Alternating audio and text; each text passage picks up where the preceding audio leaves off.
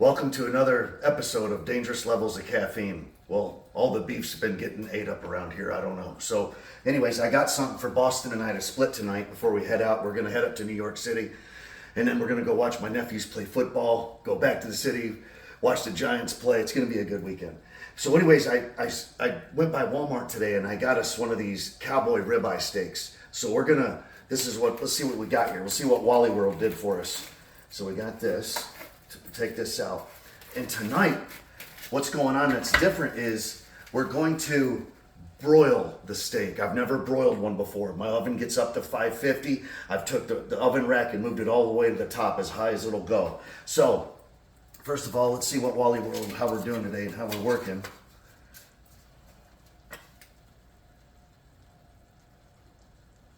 He's got that right at 1.5 inches.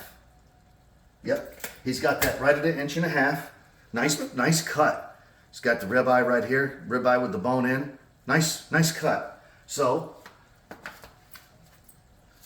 what we'll do is put our salt on. Sometimes, like a lot of people like to use regular sea salt. That's cool.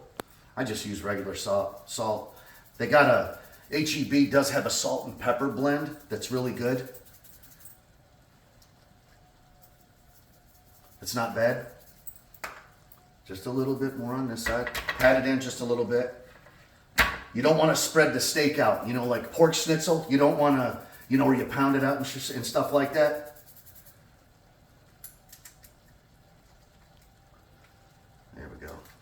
I don't know. Just wanted to close up a little bit today. There we go. Okay, now we're cooking there.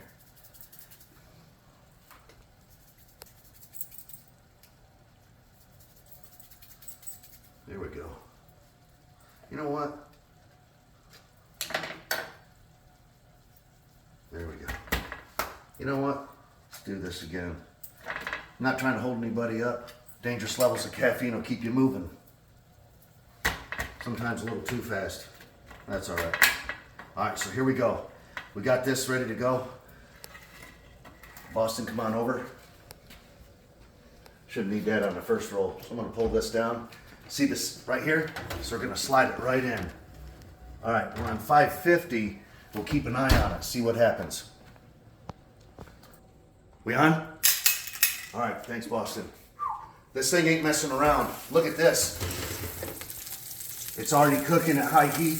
We're not gonna flip it yet, but that's how it's going so far. Boston's got some other good, he likes these English peas over here. Well, they're small, just small early, peas, and they're really great with butter. He likes just regular instant mashed potatoes. You can't beat it, man. I mean, everybody, it's just, you can peel them up and go, which is great. Good peeled mashed potatoes is great. You put the butter in there, some salt and pepper, and, but yeah, these are great. Hey, welcome back. Here we are as we're trying to broil this steak. We're doing pretty good. Got a little cloudy in here. I needed to drop the rack down. Boston's got an aunt who really knows what she's doing when it comes to this, but before I don't get going here too much, see what I'm talking about? I dropped the rack down, but look at this. We're in good shape here. So we're gonna put it back in as we go to close up, but you don't want the rack up there too high, because it's cooking that fat right off that ribeye, and it starts to splatter a little bit. I saw a flame. Next thing you know, I'll be filling out an accident information sheet. You don't want to be in that party. That's that's a bad situation. The houses are a little too tight in this neighborhood too, and if a flame went off, oh my God, it'd probably go to the left. It would go to the right. Hey, welcome back to Dangerous Levels of Caffeine Network. And if you ever have a fire in the kitchen or in the oven, remember, you don't want to panic, like in my situation here. I don't have a fire extinguisher, but I'm paying attention to what's going on. If you get a fire, cut the power down. That's all you got to do. Cut the power down first, work out of that. And don't throw any water on anything. Right now we got our fan that's really come in handy because it's gotten smoky in here. This thing right here just became an ultimate luxury. Even I've cooked bacon in here. I don't know. Today's the day it came in. You're not supposed to have a campfire in your house. I may have cooked this a little, oh, I can't tell. But what we're gonna do is, now we're gonna pull it over and let it rest. We're gonna let it rest.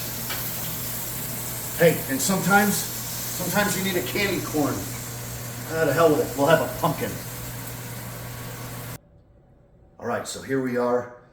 We got our ribeye out of the broiling situation. You know, good person to get with on this. Erin Spence. She knows what she's doing in this neighborhood when you start broiling stuff. She really does. But anyways, just one other thing I want to inform you of too. You know, if you're eating a lot of red meat, they say, you know, but if you're drinking like a lot of red wine and eating red meat, you want to be careful, because one thing that can sneak up on you is the gout. And I'm going to tell you straight, you get that, he's a nasty little bastard. He'll get right into your joint or whatever, your foot's going to blow up like this, and you'll feel like you broke your ankle or you've busted your knee. Next thing you know, you're trying to lay back in bed because the pain's so much, and just fan blowing on it will just aggravate the hell out of it. So anyways, they say red meat and red wine can, or a lot of alcohol and red meat can have the gout get a hold of you. You don't want that to happen. Anyway, so we're gonna turn this thing around right here, get Boston's plate set up, but this is where this knife really comes in handy as far as doing a cut. There we go. So I have no idea. I may have kept this thing in too long or what. Right now, I was more concerned about a fire. Yep. I went a little too far on it, but that's okay. It's gonna be juicy. Let's see how we did. Yeah. Uh-oh.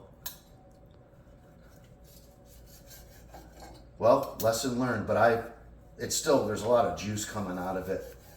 We're gonna keep slicing and dicing. Yeah, she's gonna be good, but let's see here.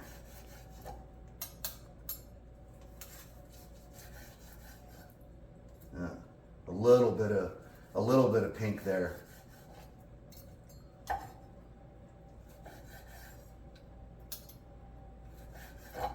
That's all right. It's the first time doing it. You gotta try. And I wasn't gonna poke this thing because I didn't want that fire.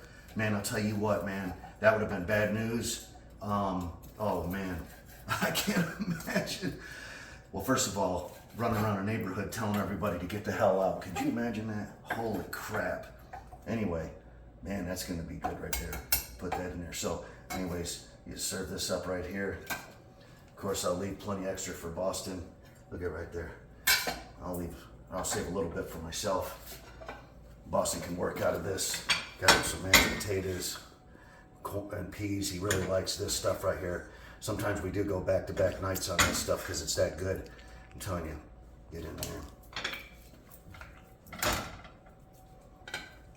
You get a little bit of mashed potato there. And there you have it. And then sometimes you just need a candy corn to keep going.